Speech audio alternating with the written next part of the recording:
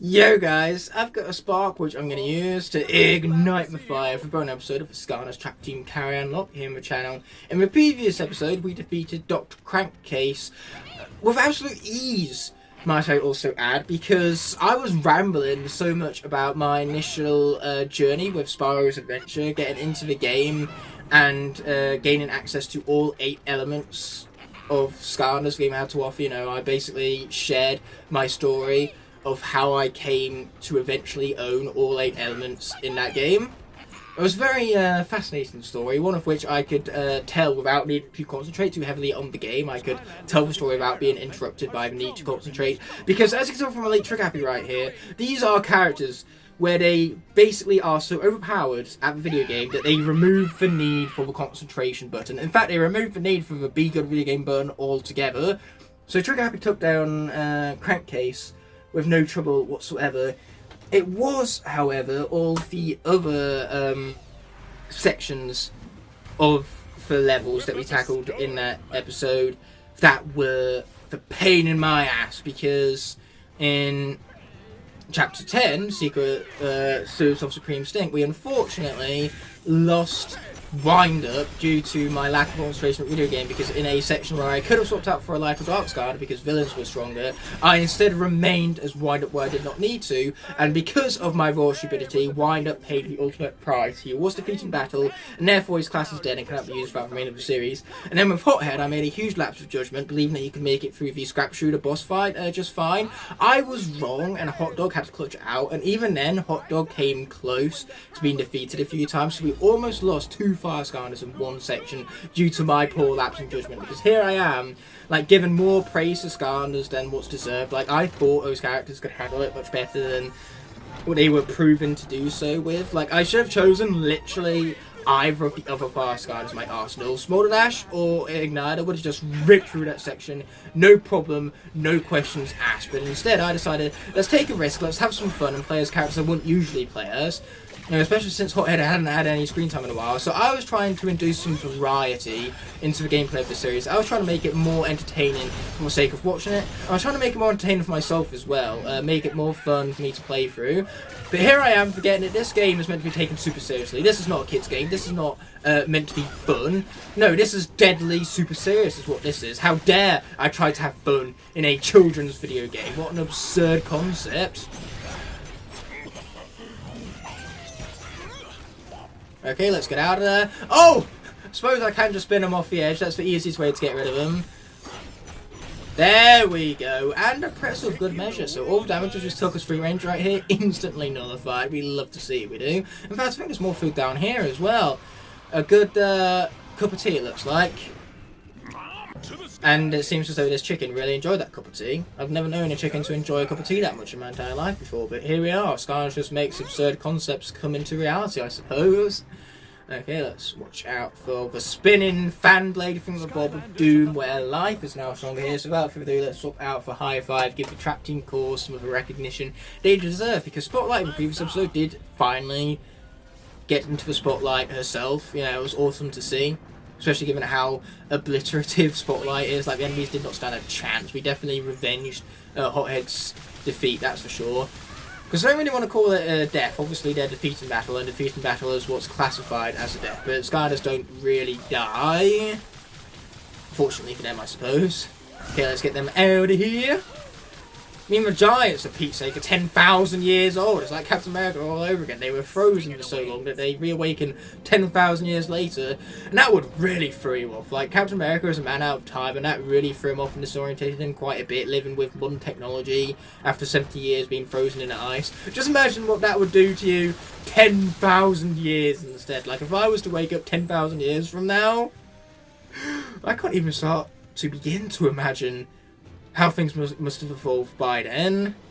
Incredible, just incredible. But anyway, it's time to instead focus on these rhythmic puzzles. And obviously there is a boss fight in this level, but it's one you can skip entirely, Crosscrow. And it's a tough boss fight, so that's exactly what we're going to be doing. We're going to be skipping it in its entirety. We're going to be taking a low risk, getting high rewarded for it too. Low risk, in the fact that we aren't even engaged in combat. High reward in the fact that because we aren't engaged in combat, there's no damage to be taken from the combat, and therefore there's no means of which for our Skylanders to be defeated class as dead. It's brilliant. Brilliant, I tell you. Okay, let's take out some enemies, which is also brilliant. All my plans are just brilliant. Brilliant, I tell you. And I'm very humble about it too, in case you can tell. Anyway, take that, Da Pinchy statue. That's what you get for looking at me funny. If you destroy all 5 Da Pinchy statues hidden throughout this level, you can actually earn yourself either a trophy or an achievement, depending on, of course, whether you're on PlayStation 4 or Xbox One.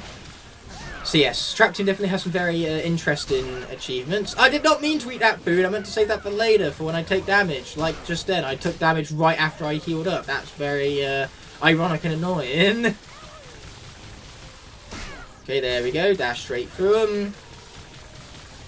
Yeah, people who praise High Five's gameplay, seriously, look at this. This is some of the most mundane, boring gameplay out there in its entirety, and yet people like this character.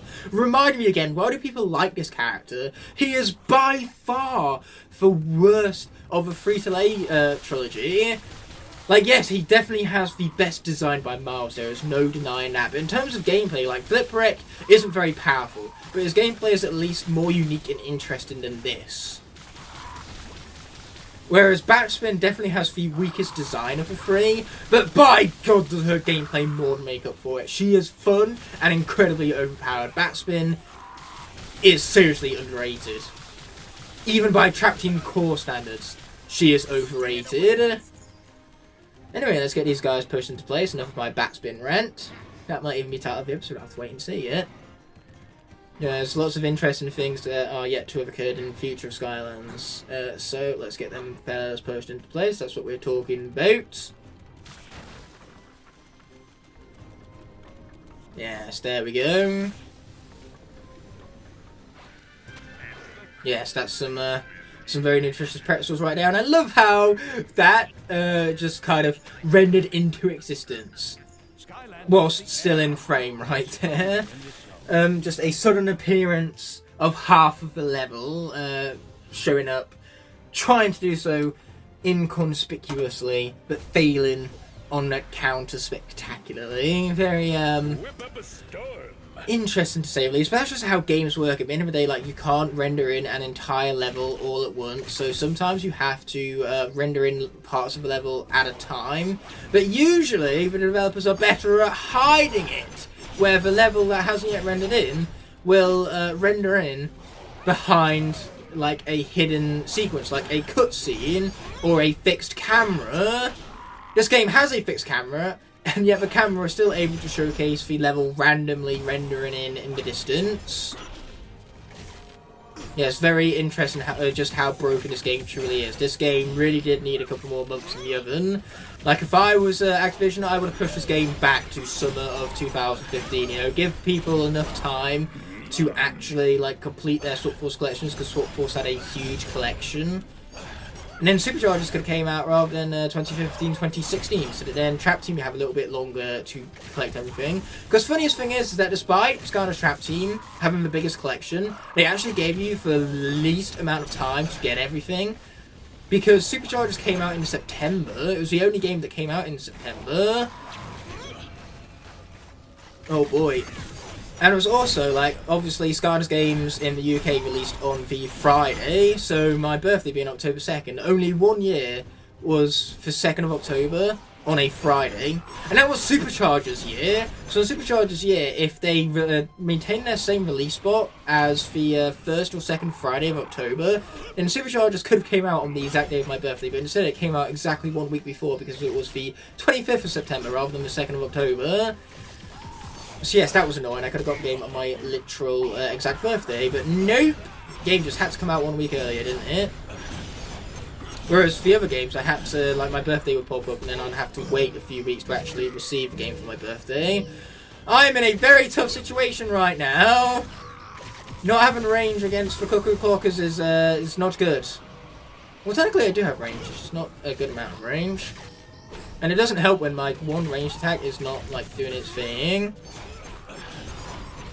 There we go, that's more like it. Can one of you guys please drop me some food?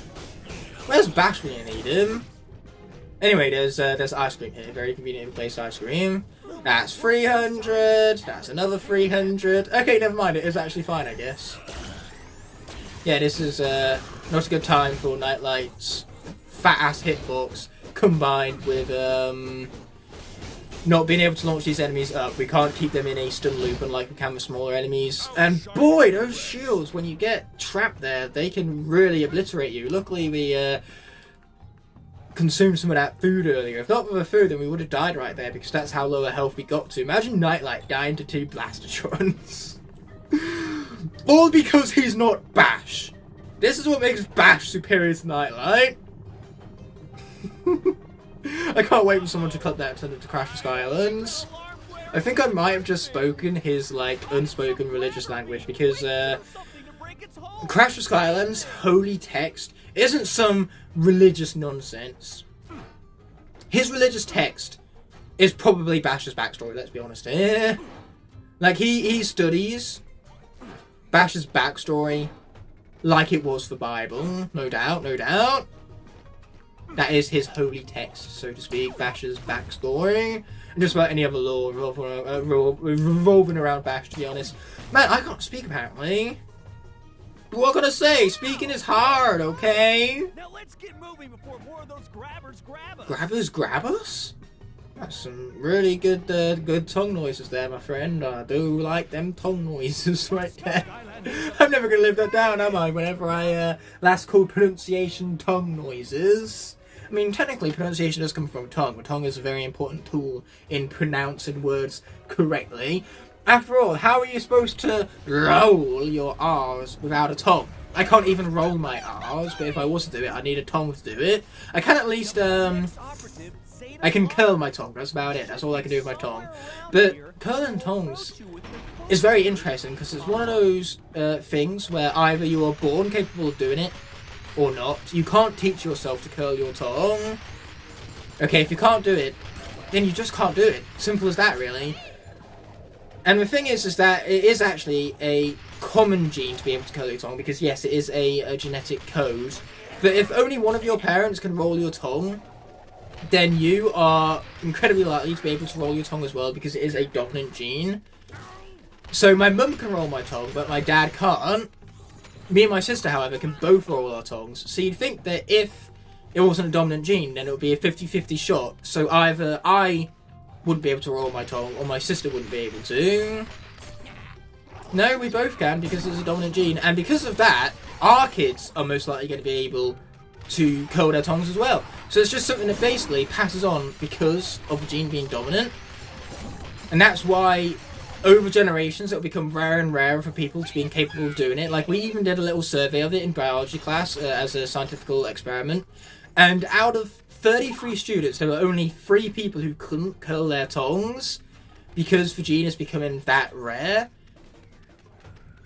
And that's just how evolution works. Like, evolution occurs in a gene, it becomes a dominant gene, and then that gene becomes passed on through more and more generations to where more and more kids are being born with dominant gene than kids who aren't. So, curling tongues is an example.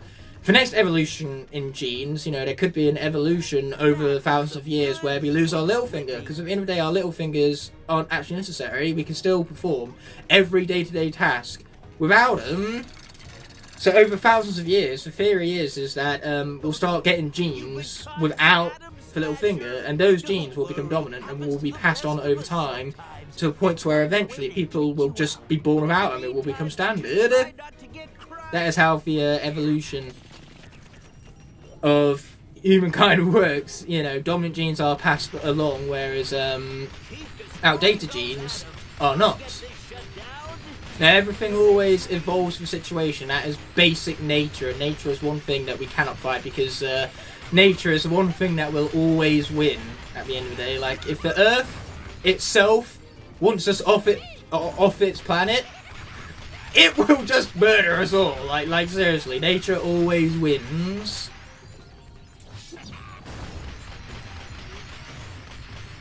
I think the best example of that is bacteria. How bacteria effectively evolve and they become immune to current antibodies. So that's why we always need to develop stronger antibodies in order to deal with bacteria as it becomes more and more stronger and as it becomes immune to current antibiotics that we possess. Stuff like the Black Death that would have obviously murdered millions back in its day can now be cured with simple antibiotics, because that disease, compared to what we have now, it is nothing.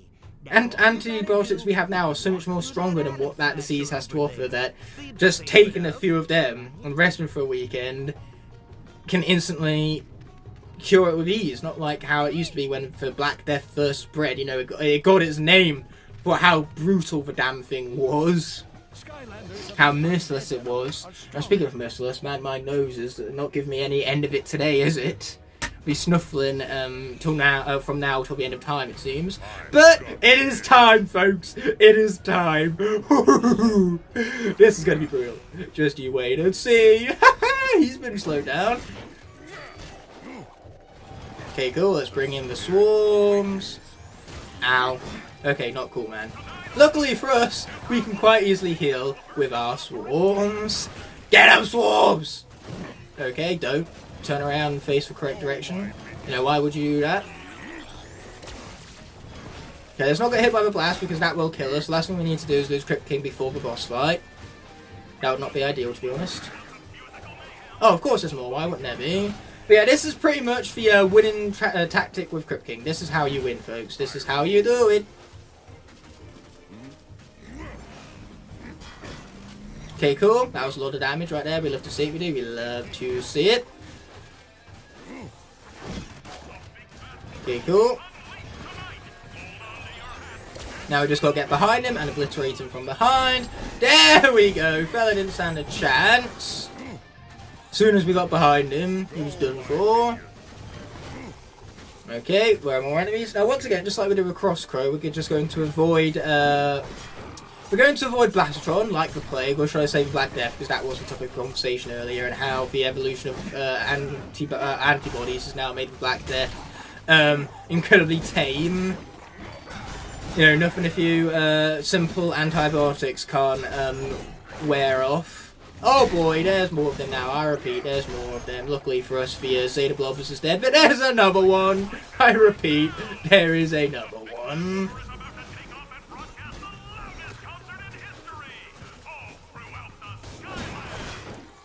Okay, let's get out of the way of you. Or, you know, just take it to face, I guess, is the alternative. Okay, now what I need is a lot more swarms, because I'm in a very tough spot right now. Let's not lose Crypt King after how much I hyped him up earlier.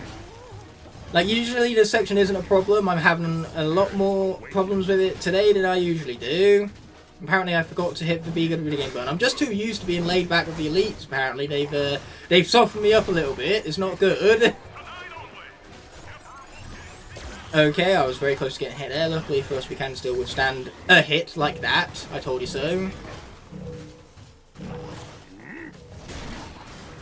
Okay, it's fine when there's only one of them, but you know, now that there's multiple, I'm struggling a little bit, in case that wasn't clear. And also, I have no agility whatsoever. I keep trying to turn around and get a quick strike against these fools, but it's just not happening. Oh, pizza! Great! Die! Thank you! Ask you shall receive, I suppose. So yes, let's take advantage of these swarms without further ado. Just keep on healing, keep on healing. As Dory would say, keep on swimming, but instead of swimming, obviously it's healing instead. Funniest thing is that this is faster than just walking normally anyway. Okay, there we go. Yeah, we've just about fully healed up just like that. In fact, no, we have fully healed up just like that. Crypt King doesn't even have 1,000 health, which is rare for a Trap Master. Doesn't even matter. Okay, if Crypt King had 1,000 health, then he would just basically be taking piss. He'd be way too strong for these foolish enemy fools. I mean, there's being overpowered, and then there's being Crypt King. He's just on a whole other plane of existence. You wonder why he's my favourite Trap Master. In fact, I called Nightlight my third favourite Trap Master earlier. That is incorrect. He is my second favourite. It is Wildfire who's my third favourite.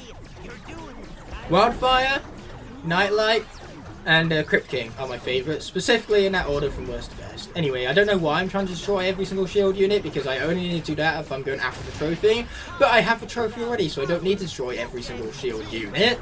I just need to get to Wolfgang's boss fight as soon as ASAP, because this section really irritates me, which is a rhyme, therefore making me a poet. And I even knew it, because, you know, that rhyme I had lined up at the back of my head already.